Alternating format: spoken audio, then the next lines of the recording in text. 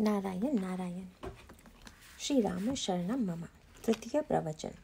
महर्षि वाल्मीकि कहते हैं कि जिनकी नासिका आपको पवित्र सुगंध अर्पित करके उसे प्रसाद के रूप में ग्रहण करती है, जो भोजन भी आपको अर्पित करने के बाद प्रसाद के रूप में ग्रहण करते हैं, वस्त्राभूषण भी जो आपका प्रसाद बनाकर पहनते हैं, जो गुरु ब्राह्मण तथा संत जनों को देखकर विनयपूर्वक नमन करते हैं, जो आपके तीर्थों की यात्रा करते हैं और जिनके हृदय में एकमात्र आपका भरोसा है, आप ऐसे भक्तों के हृदय में निवास करें। इस चौथे स्थान में बार बार प्रसाद शब्द की आवृत्ति की गई है। वैसे हम लोगों के यहाँ भगवान को भोग लगाकर भोजन तथा सुगंध ग्रहण करने की परंपरा बड़ी प्रचलित है। अधिकांश घरों में वस्त्राभूषण भी भगवान को चढ़ाकर धारण करने की प्रथा विद्यमान है। इस प्रथा का तात्पर्य क्या है? इसके पीछे जो निहित दर्शन है, उसका एक विलक्षण संकेत आपको श्रीमद् भगवत गीता में मिलेगा। श्रीमद् भगवत गीता तथा श्री रामचरितमानस दोनों में बड़ा गहरा संबंध है। यदि आप गीता का अभिप्राय समझना चाहें, तब या तो आप गीता का अध्ययन करें तथा गीता की जो टीकाएं हैं, उनमें से किसी या सभी का आश्रय लें। दूसरा उपाय यह भी है कि गीता का संकेत समझने के लिए उसके अर्थों की खोज आप श्री रामचरितमानस में करें। रामचरितमानस में भी ऐसे अनेक प्रसंग हैं जिनका सूत्र मूल रूप में गीता से जुड़ा हुआ है। गीता शब्द में प्रसाद शब्द का जो अर्थ किया गया है, वह बड़ा तात्विक है। महर्षि वाल्मीकि का उद्देश्य भी वही है जो भगवान कृष्ण का अर्जुन के समक्ष प्रसाद शब्द की व्याख्या करते हुए था। भगवान कृष्ण ने उपदेश देते हुए कहा, अर्जुन, जब व्यक्ति शरीरधारी है और इंद्रियां विद्यमान हैं तथा इंद्रियों के द्वारा वह भोगों को भोगता है, तो फिर ऐसी स्थिति में मन का भोगों से जुड़े रहना स्वाभाविक है। व्यक्ति जिस काल में इंद्रियों से भोग करता है, उस समय तो वह भोगों को भोगता ही है, पर जिस समय प्रत्यक्ष रूप से भोगता हुआ नहीं दिखाई देता, उस समय भी वह मन से उनका चिंतन करता रहता है। मन से विषयों के चिंतन करने के परिणाम को भगवान श्री कृष्ण ने क्रमशः बतलाते हुए कहा कि ध्यायतो विषयान पुंस संगस्तेषुपजायते। अर्जुन, जब मनुष्य विषयों का चिंतन करता है तो विषयी जनों का संग करता है। उस संग का परिणाम यह होता है कि संगात संजायते कामः, कामात् क्रोधो भिजायते। व्यक्ति के मन में काम का उदय होगा और कामना में विघ्न पड़ने से क्रोध उत्पन्न होता है तथा इसके परिणाम में स्मृति विभ्रम हो जाता है। स्मृति के विभ्रमित हो जाने से बुद्धि नाश होता है और बुद्धि तथा विवेक के नष्ट हो जाने से व्यक्ति का सर्वनाश हो जाता है। क्रोधात् भवति सम्मोहः, सम्मोहात् स्मृति विभ्रमः, स्मृतिभ्रंशात् बुद्धिनाशो, बुद्धिनाशात् प्रणश्यति। यदि व्यक्ति से यह कहा जाए कि विषयों को तुम भोगो ही नहीं, इसका चिंतन ही मत करो, तो यह व्यक्ति के लिए असंभव है। किंतु इस समस्या के निराकरण का उपाय यह है कि जब व्यक्ति राग द्वेष से रहित होकर प्रशांत भाव से विषयों को स्वीकार करता है, तो उसके अंतःकरण में प्रसाद भावना का उदय होता है। राग द्वेष वियुक्तस्तु विषयानिन्द्रियश्चरन् आत्मवश्यैर्विधेयात्मा प्रसादम अधिगच्छति।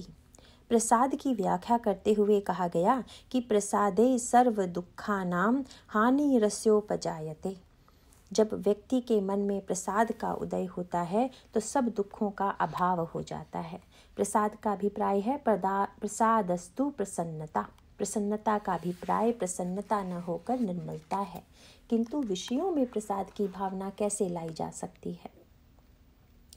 गीता में बुराइयों के आने का जो क्रम सूत्र रूप में बताया गया है, उसका विस्तार से वर्णन आपको श्री रामचरितमानस में मिलेगा। एक प्रसंग तो है देवर्षि नारद का तथा दूसरा कैकेयी अम्बा का। भगवान कृष्ण ने गीता में कहा कि इंद्रियाणि प्रमाथीनि हरन्ति प्रसभम मनः। इंद्रियां इतनी प्रबल हैं कि वे बड़े से बड़े संयमी व्यक्ति के मन को भी विवश कर देती हैं। इसका साक्षात दर्शन आपको देवर्षि नारद के प्रसंग में मिलेगा।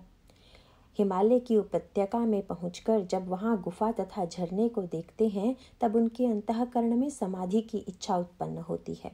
और वे समाधि लगाकर बैठ जाते हैं। उन्हें समाधिस्थ देखकर इंद्र के मन में भय उत्पन्न होता है कि शायद नारद यह साधना मेरे स्वर्गलोक पर आधिपत्य करने के लिए ही कर रहे हैं। भयभीत इंद्र काम को भेजता है। अप्सराओं को लेकर काम देवर्षि नारद के पास आता है और विविध प्रकार से देवर्षि के मन को वहां से हटाने की चेष्टा करता है। पर काम के आने पर भी देवर्षि नारद के मन पर उसका प्रभाव नहीं पड़ा, क्योंकि समाधि की उस स्थिति में उनका मन भगवान में पूरी तरह तल्लीन था। सुमिरत हरिहि श्राप गति बाधी, सहज बिमल मन लागी समाधि। शरीर में गंदगी होने पर उसको मिटाने का उपाय है स्नान करना।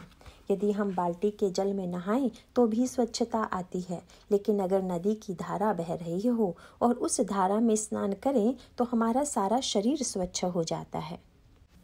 उसी प्रकार मन की गंदगी कैसे दूर की जाए, यह बहुत बड़ा प्रश्न है।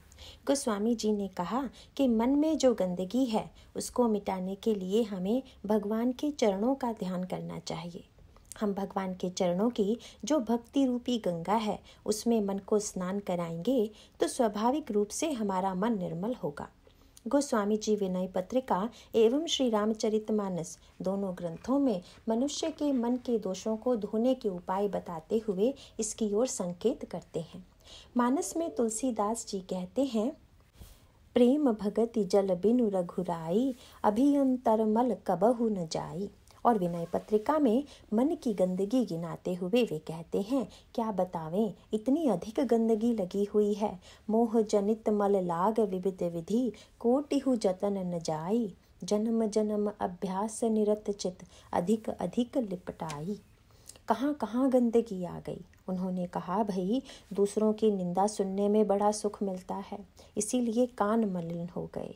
पर निंदा सुनी श्रवण मलिन भे, वचन दोष पर गाए। श्रवण से निंदा सुनी और जिह्वा का प्रयोग किया दूसरों की आलोचना करने में। नेत्र कैसे गंदे हुए, नयन मलिन पर नारी निरखी। यह मलिनता केवल इतने ही क्षेत्रों में सीमित नहीं है, अपितु प्रत्येक अंग प्रत्यंग इसके द्वारा दूषित कर दिया गया है। जैसे मन मलिन विषय संग लागे, हृदय मलिन वासना मान मद, जीव सहज सुख त्यागे। अंत में गोस्वामी जी ने कहा, महाराज कहाँ तक गिनावें, सब प्रकार मल भार लाग, निज नाथ चरण बिसराए। विचित्रता यह है कि हम लोग मल को छुड़ा नहीं रहे हैं, अपितु ज्यों ज्यों जीवन बढ़ता जा रहा है गंदगी भी बढ़ती जा रही है। अगर हम भगवान के चरणों में स्नान करते रहते तो गंदगी छूट जाती। जब तक हम चरणों के अनुराग जल में इस मन को स्नान नहीं करावेंगे तब तक इसकी मलिनता दूर नहीं होगी। इस प्रकार बाहर भी हिमालय में गंगा की धारा बह रही थी और भीतर श्री नारद जी का मन भगवान के चरणों के अनुराग में डूबा हुआ था। उसका परिणाम हुआ कि काम कला कछु मुन ही न व्यापी। देवर्षि के ऊपर काम की कला का कोई प्रभाव नहीं पड़ा, अपितु काम मन ही मन भयभीत हो गया। निज भय डरे मनोभव पापी। काम सोच रहा है कि मेरी कला का प्रभाव तो इन पर नहीं पड़ा, पर कहीं ऐसा ना हो कि नारद जी क्रोध में आकर मुझे जला दें। इसीलिए काम ने नारद जी के चरणों को पकड़ लिया। बस क्रम उलट गया। भीतर तो राम थे पर बाहर काम आ गया। आगे चलकर काम तो भीतर बैठ जाता है और राम बाहर आ जाते हैं। काम ने आकर जब चरणों को पकड़ लिया तो नारद जी प्रसन्न होकर सोचने लगे, ओहो काम भी मुझे प्रणाम कर रहा है। हंसकर उन्होंने कहा, मैं जानता हूँ कि तुम किस उद्देश्य से आए थे, पर डरने की कोई आवश्यकता नहीं है। तुम जाकर इंद्र से भी कह दो कि मुझे स्वर्ग की कोई भी इच्छा नहीं है। काम चला जाता है, परंतु क्रम कितना उल्टा हो गया, यह सबसे बड़ा विचारणीय प्रश्न है। व्यक्ति को अपनी प्रशंसा सुनकर बहुत सावधान रहना चाहिए। प्रशंसा जब कान के माध्यम से अंतर मन में बैठती है तो प्रशंसा के साथ साथ प्रशंसा करने वाला भी घुस जाता है। किसने प्रशंसा की, यह बात सोचकर हम अपने अंतःकरण में उसे ही बसा लेते हैं। यही बात नारद जी के जीवन में भी हुई। यद्यपि काम तो वहाँ से प्रशंसा करके चला गया, पर काम का चिंतन बढ़ गया। अब नारद जी के मन में यही चित्र आने लगा कि कैसे अप्सराओं ने नृत्य किया, कैसे उन्होंने मुझे डिगाने की चेष्टा की। परिणाम हुआ कि भगवान का ध्यान तो छूट गया और काम तथा अप्सराओं का ध्यान आने लगा। वही ध्यायतो विषयान पुंसः, विषय दूर चले जाएं तो मन में भी चिंतन बंद हो जाए, यह आवश्यक नहीं है, बल्कि कभी कभी दूर चले जाने पर चिंतन और तीव्र हो जाता है, जैसा कि नारद जी को हो गया। बुराइयां समय पाकर कैसे भीतर बैठ जाती हैं, इसका यह एक ज्वलंत उदाहरण है। कान के छेद से आप भगवान की कथा सुनकर भगवान को भीतर बैठा लीजिए, यह तो स्वाभाविक है। भागवत में कहा गया है कि भगवान कथा के रूप में कान के छेद से भीतर बैठ जाते हैं। जैसे फाटक न खुला हो तो घुसने वाला देखता है कि कहीं खिड़की खुली हो तो उसी के माध्यम से भीतर घुस जाएं। उसी प्रकार से भगवान भी देखते हैं कि जिसके हृदय का द्वार ना खुला हो उसके कान के छेद से भीतर बैठ जाते हैं।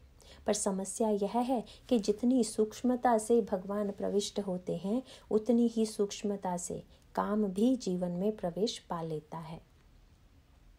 नारद जी सोचने लगे, मैंने इतनी बड़ी सफलता प्राप्त की है, अब इस विजय गाथा को किसे सुनाऊं। यहाँ पर यह एक बड़ी विलक्षण बात मैं आपके समक्ष स्पष्ट कर देना चाहता हूँ कि मन और शरीर के रोगों में एक अंतर यह है कि शरीर का रोगी तो अपने को रोगी समझता है, पर मन के रोगी सर्वदा दूसरे को ही रोगी मानते हैं, अपने मन को नहीं। इसीलिए नारद जी के ध्यान में आया कि सबसे पहले शंकर जी के पास चलना चाहिए। उन्होंने सोचा कि जब मैं यह सुनाऊंगा कि मैंने काम को जीत लिया है, तब देखें उन्हें कैसा लगता है, और यह भी समझ लिया कि उनको अच्छा तो नहीं लगेगा। इसका तात्पर्य है कि उनको शंकर जी में ही दोष दिखने लगा। इस प्रकार नारद जी रोगी हो चुके हैं क्योंकि अहंकार आ गया है। वे शंकर जी के पास गए मानो रोगी वैद्य के पास गया। वस्तुतः शंकर जी तो वैद्य हैं, तुम त्रिभुवन गुरु वेद बखाना। मन के रोगों को दूर करने वाला वैद्य गुरु ही है, पर इतने बड़े वैद्य के पास पहुंचकर भी रोग घटा नहीं अपितु बढ़ गया। उसका कारण यह है कि अगर आप रोगी बनकर वैद्य के पास जाएं और यह कहें कि मेरा रोग दूर कर दीजिए, तब तो रोग दूर हो जाएगा। पर यदि आप वैद्य से यह कहें कि आप बीमार हैं और आपका इलाज हम करेंगे, तब तो आपका रोग दूर होने की संभावना ही नहीं है। ठीक यही बात यहाँ पर भी हुई। भगवान शंकर नारद जी को देखकर बड़े प्रसन्न होकर सोचने लगे कि इतने बड़े संत आए हैं, अब तो आज अवश्य ही राम कथा सुनने को मिलेगी। पर जब शंकर जी ने कहा कि राम कथा सुनाइए, तो नारद जी ने कहा, महाराज राम कथा तो बहुत बार सुना चुका हूँ, आज आपको बिल्कुल नई कथा सुनाऊंगा। वहाँ पर गोस्वामी जी ने अत्यंत व्यंग्यात्मक शब्द लिखा है। उन्होंने यह नहीं कहा कि काम की कथा सुनाई, यद्यपि काम के कई नाम हैं, पर उन्होंने जो नाम चुना है मार चरित शंकर ही सुनाए, शंकर जी को मार चरित सुनाया। गोस्वामी जी का व्यंग यह है कि राम और मार दोनों में बिल्कुल एक ही अक्षर हैं, वही र अ और म। नारद जी अपने आप को संतोष देते हैं, अरे भाई उन्हीं दो अक्षरों की कथा ही तो सुना रहा हूँ, राम न सही मार सही। आपको तो रकार मकार अकार बड़े प्रिय हैं, इसीलिए इस कथा को भी आप बड़े ध्यान से सुने। शंकर जी को भी नारद जी की बात सुननी पड़ी, लेकिन शंकर जी ने हाथ जोड़कर जो वाक्य कहा उसे नारद जी ध्यान से सुन लेते तो वे सावधान हो जाते।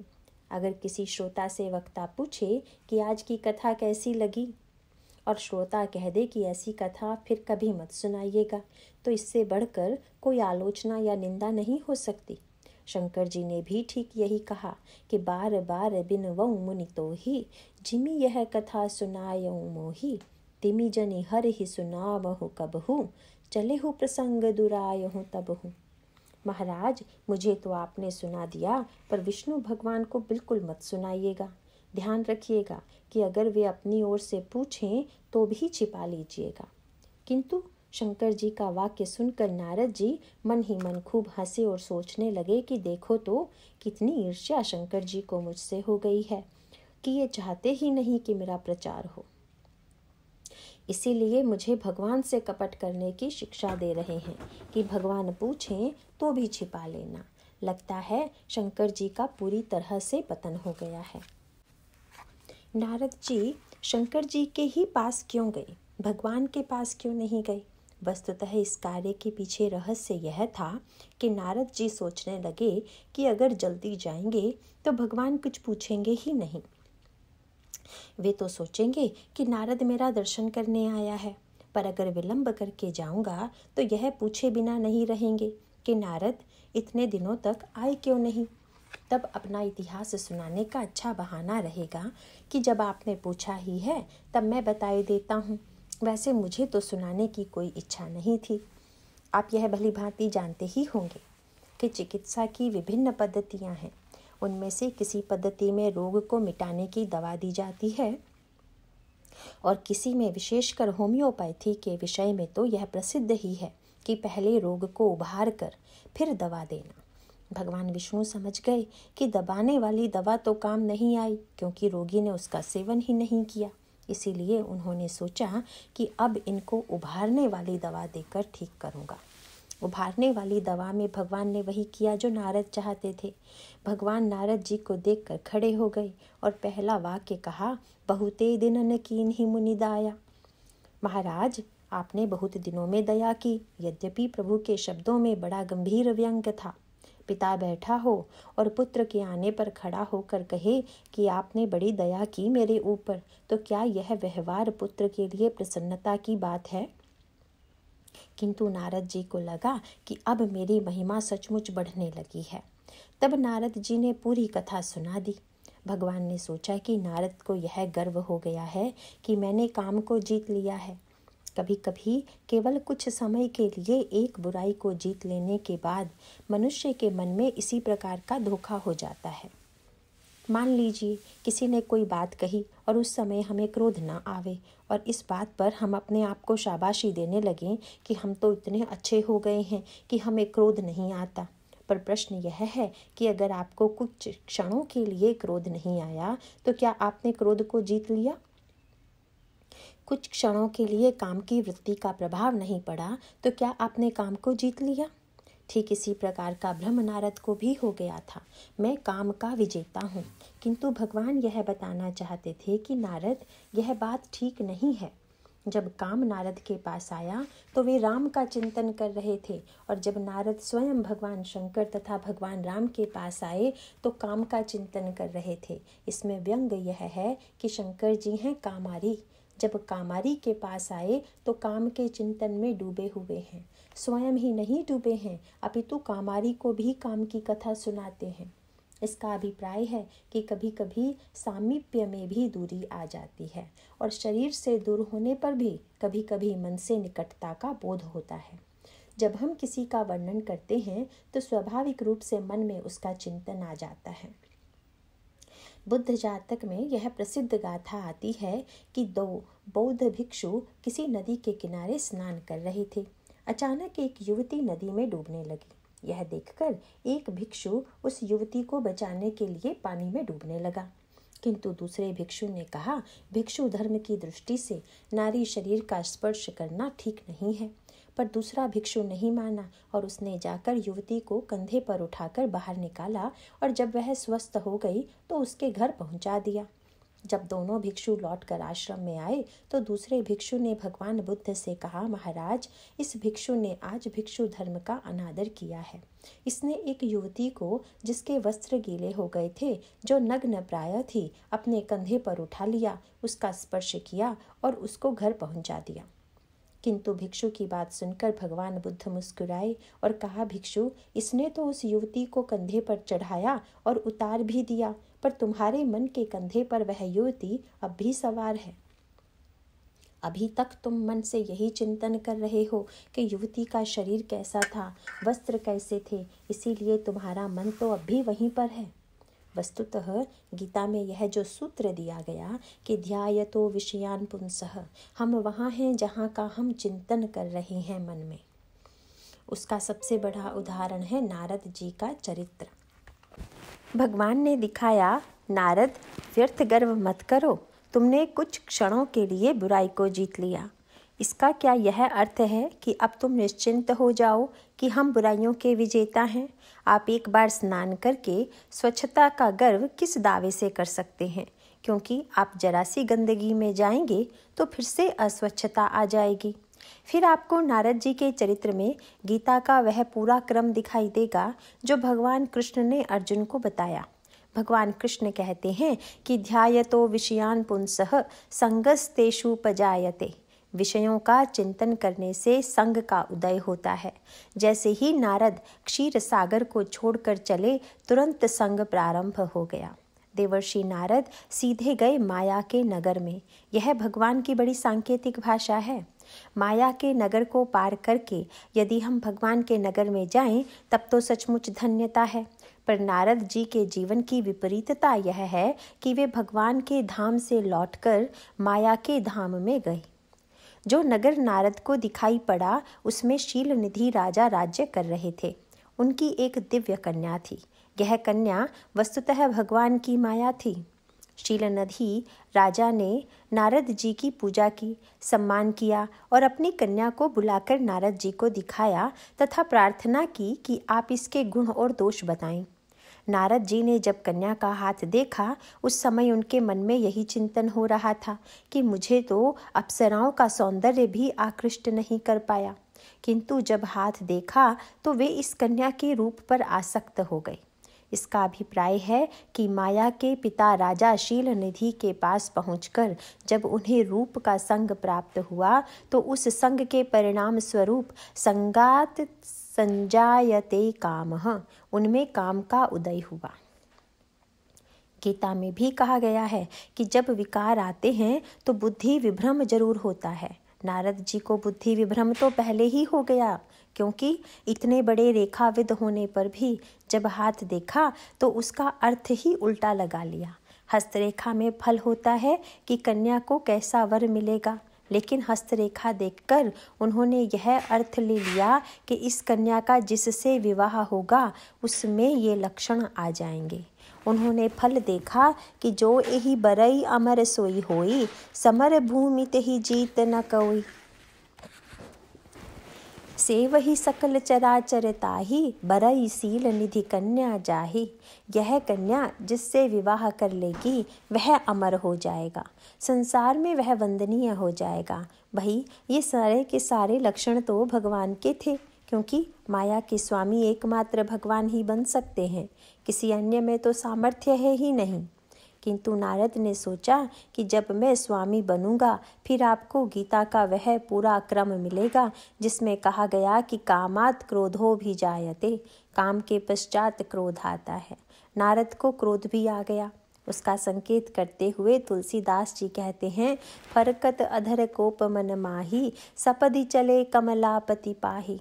होंठ फड़क रहे हैं, आंखें क्रोध से लाल हो रही हैं। क्रोध भी आ गया भगवान पर। भगवान को हंसी आ गई। बोले, नारद, अब क्रोध करने के लिए क्या मैं ही रह गया था?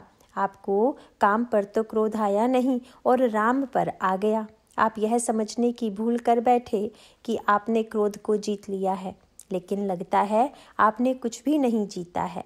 उसके पश्चात मोह के द्वारा उनकी बुद्धि बिल्कुल आक्रांत हो गई। मुनि अति विकल मोहमति नाठी। लोग भगवान की प्रार्थना करते हैं माया से छूटने के लिए, पर नारद जी ने माया को पाने के लिए भगवान की प्रार्थना की। प्रार्थना से प्रसन्न होकर भगवान सामने आ गए और नारद से पूछा, आपने कैसे स्मरण किया? उन्होंने कहा, महाराज, मैं विश्व मोहिनी से विवाह करना चाहता हूँ, इसलिए कुछ दिनों के लिए आप अपनी सुंदरता मुझे उधार दे दीजिए, जिससे कि वह मेरा ही वर्ण करे। भगवान ने नारद की बात सुनकर कहा, कुपथ मांग रुज व्याकुल रोगी, वैद्य न देई सुनहु मुनि जोगी। नारद, जिस प्रकार रोगी वैद्य से कुपथ्य मांगे तो वैद्य नहीं देता है, मैं इसी प्रकार तुम्हारा हित करूँगा।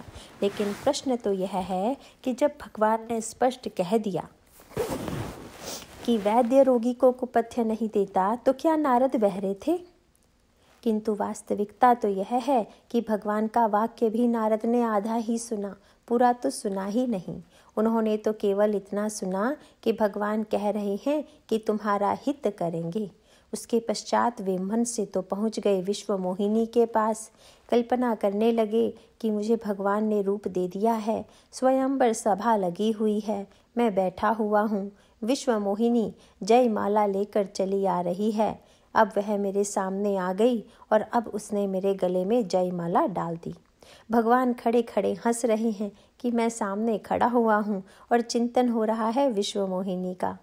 इसीलिए नारद जी ने कुछ नहीं सुना कि भगवान ने आगे क्या कहा। सत्य तो यह है कि व्यक्ति भगवान की बात भी उतनी ही सुनना चाहता है जितनी उसके स्वार्थ के अनुकूल हो।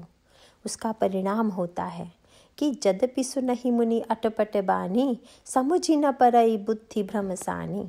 इस प्रसंग का अभिप्राय यह नहीं है कि हम नारद की हंसी उड़ावें या उन पर व्यंग करें। वस्तुतः इस प्रसंग का उद्देश्य यह है कि जिसका वर्णन करते हुए गीता में कहा गया कि हरंती प्रसभम मनः, ये इंद्रियां और विषय इतने प्रबल हैं कि श्रेष्ठ से श्रेष्ठ व्यक्ति के मन को भी हरण कर लेते हैं। इसके द्वारा यदि हम यह समझकर नारद की हंसी उड़ाएंगे कि देखो नारद की क्या दुर्दशा हुई, तो हमारी भी वही दुर्दशा होगी जो रुद्रगणों की हुई। इसलिए उस दृष्टि से आप रामायण को न तो पढ़िए और न ही सुनिए। भगवान ने नारद को बंदर की आकृति दे दी। इस आकृति में जब वे स्वयंवर सभा में पहुँचे तो दोनों रुद्रगण उनके दाएं बाएं बैठ गए और कहने लगे, करहि कूटि नारद ही सुनाई, नीक दीन्हि हरि सुंदरताई, रीजहि राजकुंवरी छवि देखी, इन्हई बरिहि हरि जानि विशेषी। वाह, भगवान ने क्या हरि आकृति दी है। हरि का एक अर्थ बंदर भी है। वे कहते हैं कि इस हरि बंदर की आकृति को देखकर तो राजकुमारी इनका ही वर्ण करेगी। बाद में भगवान आगे स्वयंवर सभा में आ गए। विश्व मोहिनी ने उनका वर्ण किया और जब भगवान उसे लेकर चले गए, जब दोनों रुद्रगण नारद जी से कहते हैं, निज मुख मुखुर विलोकहु जाई, महाराज जाकर अपना मुंह शीशे में तो देखिए। गीता में भगवान कृष्ण ने कहा कि जब बुद्धि नाश हो जाए तो समझ लीजिए कि अब सर्वनाश अत्यंत निकट है। यहाँ पर अंतर यह है कि नारद जी का बुद्धि नाश तो हुआ पर सर्वनाश नहीं हुआ। सर्वनाश इसलिए नहीं हुआ क्योंकि वहाँ पर गीता का दूसरा श्लोक काम आ गया। गीता में पहले तो भगवान ने यह बताया कि सर्वनाश किसका होता है, उसके पश्चात बताया कि नाश किसका नहीं होता है। भगवान ने कहा, अर्जुन अनन्याश्चिन्तयन्तो माम ये जना पर्युपासते तेषां नित्याभियुक्तानां योगक्षेमं वहाम्यहम्। जो अनन्य भाव से मेरा भजन करता है उसके योगक्षेम का भार मैं वहन करता हूँ। किंतु प्रभु को इतने से ही संतोष नहीं हुआ, इसीलिए आगे चलकर भगवान ने कहा, अर्जुन, व्यक्ति चाहे कितना भी अवगुणी क्यों ना हो, पर यदि अनन्य भाव से वह मेरा भजन करता है तो उसका पतन नहीं हो सकता। अपि चेत सुदुराचारो भजते माम अनन्य भाग, साधुरेव समन्तव्यः सम्यक व्यवस्थितो हि सः। क्षिप्रं भवति धर्मात्मा शश्वच्छान्तिं निगच्छति, कौन्तेय प्रतिजानीहि न मे भक्त प्रणश्यति। नारद के प्रसंग में भी भगवान ने यही कहा कि भले ही काम के चक्कर में पड़ गया पर भक्त तो मेरा ही है, अपना रोग लेकर मेरे ही पास तो आया है, इसीलिए मैं इसका रोग दूर करूँगा। इसको जो यह गर्व हो गया है कि मैंने अपने बल से बुराइयों को जीत लिया है, मैं उसे नष्ट करूँगा। आगे चलकर नारद जी को यह अनुभव भी हो गया कि विषय कितने प्रबल हैं, कितने कठिन हैं और बिना भगवान की मंगलमयी कृपा के उन पर विजय प्राप्त नहीं की जा सकती। यह शिक्षा देने के साथ साथ भगवान ने नारद जी का विनाश भी नहीं होने दिया। गीता का जो सूत्र है वह रामचरितमानस में हमें नारद जी तथा कैकेयी जी के प्रसंग में स्पष्ट घटता हुआ दिखाई देगा। हाँ, अंतर केवल इतना है कि नारद जी के प्रसंग में यदि काम की प्रधानता दिखाई देती है तो कैकेयी जी के संदर्भ में लोभ की प्रधानता दिखाई देती है। वर्णन आता है कि महाराज श्री दशरथ जब कैकई जी के महल में पहुँचे तो उन्हें प्रसन्न करने के लिए उन्होंने कह दिया कि जानसी मोर सुभाव बरोरू, मनु तब आनन चंद चकोरू। कैकई, तुम्हारा मुख चंद्रमा है और मैं चकोर हूँ। सचमुच कितनी बड़ी विडंबना है कि कोई व्यक्ति रामचंद्र मुख का चकोर हो और साथ ही कामचंद्र मुख का भी चकोर हो, और अगर दोनों का चकोर बनेगा तो उसका परिणाम होगा कि कामचंद्र का चकोर बनने से रामचंद्र वन चले जाएंगे, ईश्वर जीवर से दूर चला जाएगा। ऐसी स्थिति में व्यक्ति क्या करे? क्योंकि व्यक्ति को रहना तो विषयों में ही है और विषयों का सेवन भी करना है। व्यक्ति का मन सहज रूप से विषय सेवन के साथ जुड़ा हुआ है। चिंतन तथा सेवन से इन सब बुराइयों के आने की संभावना अधिक रहती है। इस समस्या से बचने के लिए हम कोई ऐसा उपाय निकालें जिससे विषयों को स्वीकार करते हुए भी हमारे अंतःकरण में काम का प्रवेश न होकर राम का प्रवेश हो। इसी समस्या का समाधान देने के लिए महर्षि वाल्मीकि ने प्रसाद शब्द का प्रयोग किया। अगर हमने बाजार से मिठाई मंगाकर सीधे खा ली तो हमें स्वाद की अनुभूति तो होगी, पर मन में किसी पवित्रता का भाव उदित नहीं होगा। लेकिन हमने उसको भगवान को अर्पित किया और अर्पित करने के बाद वही मिठाई जब लौट कर आएगी तो उसमें एक वाक्य और जुड़ गया कि यह भगवान का प्रसाद है। इसका अभिप्राय है कि जो वस्तु अभी तक जिह्वा तथा इंद्रिय से जुड़ी हुई थी, अब वह भगवान से जुड़ गई। उसका फल यह होगा कि अब हम मिष्ठान खाते हुए भी भगवान के प्रसाद का चिंतन करेंगे। हमारा मन भगवान के चरणों की स्मृति से, भगवान के संबंध की स्मृति से स्वच्छ होगा। तभी हमारे अंतःकरण में पवित्रता आवेगी। एक वृत्ति यह भी आएगी कि जब प्रसाद हो गया तो अब उस पर हमारा अकेले का अधिकार नहीं रह गया। यदि कोई व्यक्ति ऐसी भूल करता हो तो सावधान रहिएगा। भगवान राम ने केवट से कहा, मित्र उतराई लो। उतराई का अर्थ है पारिश्रमिक। तुमने मुझे पार उतारा है तो मैं तुम्हें उतराई दे रहा हूँ। लेकिन केवट ने याद दिलाई, महाराज मैंने तो पहले ही कह दिया था, न नाथ उतराई चाहूँ, मुझे पारिश्रमिक बिल्कुल नहीं चाहिए। फिर आप क्यों दे रहे हैं? भगवान ने कहा, मुझे तो दिए बिना संतोष नहीं हो रहा है। केवट ने कहा, प्रभु अगर संतोष नहीं हो रहा है तो एक बीच वाला मार्ग है। आपने उतराई कहकर दिया, इसीलिए अभी तो नहीं ले रहा हूँ, पर लूँगा। कब? बोला, फिरती बार मोहि जो देवा, सो प्रसादु में सिर धरी लेवा। प्रभु आप लौटते समय जो देंगे वह प्रसाद मैं अवश्य लूँगा। आपने प्रसाद कहकर दिया होता तो मैं अभी ले लेता। सचमुच कितनी बढ़िया बात कही केवट ने। इसका अर्थ है कि पारिश्रमिक तो दिया जाता है परिश्रम देखकर, पर प्रसाद यह देखकर नहीं दिया जाता कि इन्होंने इतना परिश्रम किया है, इसीलिए इनको कितनी मिठाई दें। ऐसा लोग अभ्यासवश भले ही करते हों, परंतु ऐसा करने का नियम नहीं है। केवट का अभिप्राय है कि प्रभु आपने उतराई की बात कही, पर मैं तो आपसे प्रसाद ही ले सकता हूँ। प्रसाद यदि हो तो लेने वाला लेने को बाध्य है और देने वाला देने को। इसीलिए अंत में भगवान ने केवट को प्रसाद ही दिया। केवट ने प्रभु से यह भी कहा था कि महाराज प्रसाद तो ले लूँगा पर अभी नहीं, जब आप लौटते समय देंगे तब लूँगा। भगवान राम केवट की चतुराई समझ गए। केवट का तात्पर्य था कि इसी बहाने प्रभु को लौटना भी इसी मार्ग से पड़ेगा। दूसरा संकेत था कि महाराज आप भी पार उतारते हैं और मैं भी पार उतारता हूँ। अब एक अंतर है, आप जब पार उतारते हैं तो आवागमन का चक्कर छूट जाता है, परंतु मैं उतारता हूँ तो चाहता हूँ कि आवागमन बना रहे, छूटने ना पावे। अगर आपको देना ही है तो लौटते समय दे दीजिएगा। इसीलिए भगवान जब अपने राज्याभिषेक के पश्चात निषाद को विदा करने लगे तो प्रभु ने वस्त्र, आभूषण तथा अनेकानेक मूल्यवान वस्तुएं देते हुए कहा, पुलि कृपाल लियो बोल निषादा, दीन्हे भूषण बसन प्रसादा। निषाद राज, तुमने कहा था कि लौटते समय जो देंगे वह प्रसाद मैं ले लूँगा। मित्र यह तो प्रसाद है। निषाद राज बड़े प्रसन्न हुए। उन्होंने वस्त्रों को पहन लिया, आभूषण धारण कर लिया। इसके पश्चात भगवान ने निषाद राज को गले से लगा कर कहा, तुम मम सखा भरत समभ्राता, सदा रहूं पुर आवत जाता। मित्र, नाता तो हमारा तुम्हारा आवागमन का ही रहेगा। तुम आते जाते रहना, ऐसा न हो कि वहीं रह जाओ।